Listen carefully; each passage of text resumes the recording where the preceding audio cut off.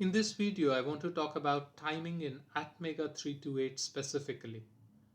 Okay, so uh, in ATMega328, we have a clock, which is also called the system clock, which is kind of the main clock of the system.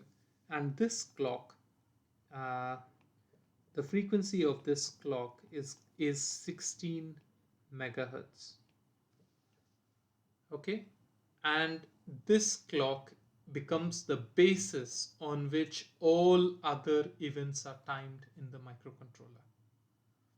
Okay, so what you could, so again repeating what I mentioned in the last video, what we can do is there are two ways of timing events.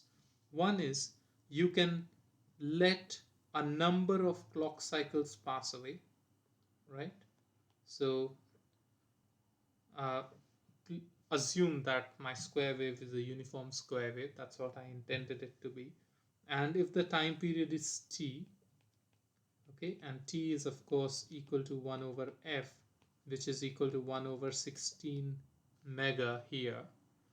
Okay, now I can get a timing a time by just letting n number of clock cycles pass.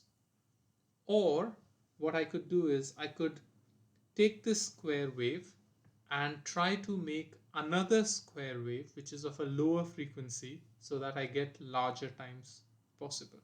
And I can do that by various means in the microcontroller, and we will be looking at one of them in the next video.